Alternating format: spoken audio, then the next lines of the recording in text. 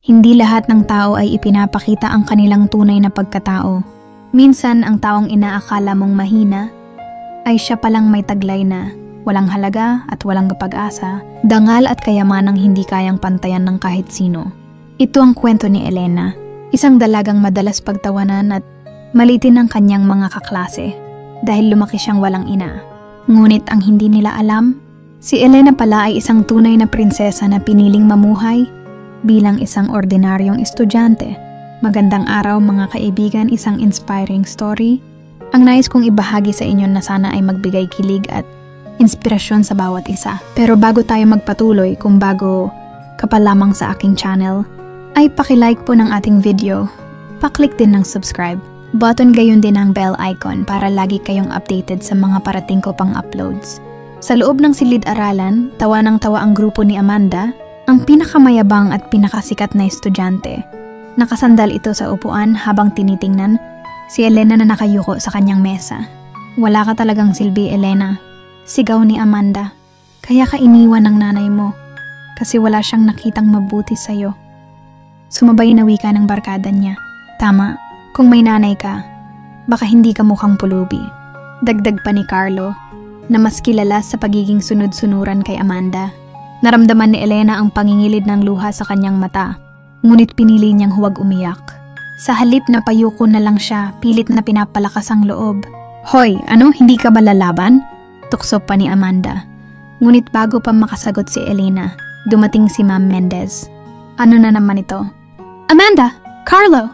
"Tama na yan." Agad silang natahimik, pero hindi nawala ang pangungutya sa kanilang mga mata. Habang patuloy ang klase, hindi makapag-concentrate si Elena. Sa isip niya, gusto niyang ipagsigawan ang katotohanan na siya ay anak ng reyna, isang prinsesa mula sa isang malayong kaharian. Ngunit alam niyang hindi iyon ang tamang panahon.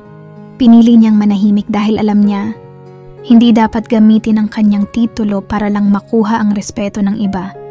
Pag-uwi niya, napaupo siya sa kama. "Bakit ba nila ako laging nilalait? Dahil ba wala akong ina?" bulong niya sa sarili. Pagdating sa kanilang tahanan, sinalubong si Elena ng kanyang yaya. Malaki at marangya ang bahay, ngunit ito'y nakatago sa simpleng anyo sa labas upang hindi mahalata ng iba. "Anak, bakit malungkot ang mga mata mo?" tanong ni Yaya Rosa habang inalalayan siya papasok. Umupo si Elena at niyakap ang unan. "Yaya, nilalait nila ako sa school. Lagi nilang sinasabi na wala akong mama, kaya wala akong halaga." Napabuntong hininga si Yaya Rosa. "Elena, tandaan mo ito. Hindi ka iniwan ng iyong ina. Siya ay isang reyna at ikaw ay isang prinsesa. Ginagampanan niya ang kanyang tungkulin para sa kaharian. Kung hindi siya laging kasama mo, hindi ibig sabihin na hindi ka niya mahal." Napaluha si Elena.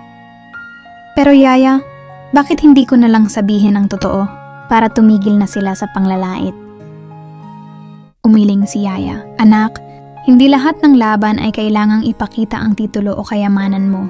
Ang tunay na lakas ay nakikita sa kung paano mo hinaharap ang hamon ng buhay kahit minamaliit ka. Darating ang araw, sila mismo ang makakakita ng iyong tunay na halaga." Tahimik si Elena, ngunit sa kanyang puso ay unti-unting nabuo ang tapang. Naiintindihan niya na hindi kailangang ipagmalaki ang pagiging prinsesa para lang makuha ang respeto ng tao. Bago matulog, tumingin siya sa salamin. "Kaya ko ito. Hindi ko hahayaang masira ako ng mga salita nila." Dumating ang araw ng school program kung saan kailangang magtalumpati ang bawat estudyante. Panay ang bulungan ng mga kaklase. "Sigurado akong mapapahiya si Elena," bulong ni Amanda sa kanyang barkada. Nang tawagin ang pangalan ni Elena, ramdam niyang nanginginig ang kanyang tuhod, ngunit naalala niya ang mga salita ni Yaya Rosa. Ang tunay na prinsesa ay marangal at matatag. Lumakad siya patungo sa harap, huminga ng malalim, at nagsimulang magsalita. "Magandang araw po. Ako si Elena. Lumaki akong walang ina sa aking tabi. Madalas akong pagtawanan, maliitin, at sabihan na wala akong halaga.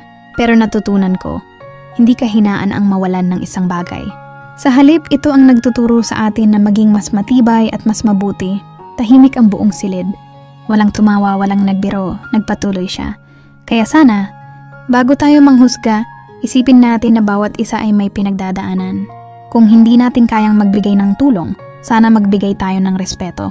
Pagkatapos niyang magsalita, malakas na palakpakan ng umaling awngaw. Pati mga guro ay napahanga sa kanyang tapang. Nakita niya ang gulat sa mukha ni Amanda na hindi makapaniwala sa narinig. Sa oras na iyon, hindi na mahalaga kay Elena kung alam ba nila ang kanyang lihim. Ang mahalaga, nakita nila ang kanyang tunay na lakas. Ilang linggo ang lumipas. Dumating sa paaralan ang magagarang sasakyan at mga sundalong nakasuot ng uniforme. Lahat ay nagulat nang bumaba ang isang babae na may korona. Ang reyna mismo, ina ni Elena, Prinsesa Elena, wika ng reyna. Panahon na para bumalik ka sa palasyo. Nanlaki ang mga mata ng lahat, lalo na nina Amanda at Carlo. Hindi sila makapaniwala na ang kanilang madalas laitin ay isa palang tunay na prinsesa. Tahimik na lumapit si Elena sa kanyang mga kaklase. Hindi ko sinabi ang totoo dahil gusto kong matutunan ninyo na hindi dapat sukatin ang halaga ng tao batay sa kanyang pamilya o kayamanan.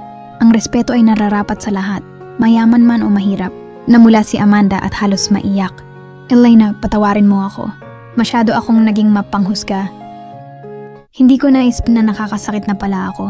Pamula ngayon ay babaguhin ko na ang ugali ko at sana ay maging simula ito ng maganda. Nating samahan. Nahihiyan na sad ni Amanda. Ngumiti si Elena. Pinapatawad na kita. Ang mahalaga, natuto tayo. Gusto ko din ikaw maging kaibigan at wala na sa akin ang nakaraan. Bagkus kalimutan natin lahat ng yon at magsimula tayong muli na masaya. Mula noon hindi na inapi si Elena. Naging magkaibigan pa sila ni Amanda as iba nitong mga kaklase dahil nakita nito ang kabutihan ng prinsesa. Hindi dahil sa kanyang kayamanan, kundi dahil sa tapang at kabutihan ng puso niya. Huwag nating sukatin ang halaga ng tao sa panlabas na anyo o estado sa buhay. Ang tunay na kayamanan ay ang paggalang at pagmamahal natin sa kapwa. Minsan, hinuhusgahan natin ang tao base sa kanilang kakulangan, kahinaan o itsura. Ngunit hindi natin alam, baka sila pa ang may taglay na tunay na yaman at dangal. Kaya bago tayo manghusga, piliin nating maging mabuti. Dahil sa huli, hindi titulo o kayamanan ang sukatan ng tao, kundi ang kabutihang naiiwan niya sa puso ng iba. Ang taong mapanghusga ay laging naghahanap ng mali sa kapwa, ngunit ang taong may tunay na dangal, nakikita ang kabutihan sa lahat. Huwag tayong mangmaliit dahil sa kakulangan ng iba, dahil baka sila pa ang may kayamanang hindi natin kayang pantayan. At dito na po nagtatapos ang inspiring story na kwento ni Elena. Sana ay muli ninyo akong samahan sa mga stories na nais kong ibahagi sa inyo. Maraming salamat po.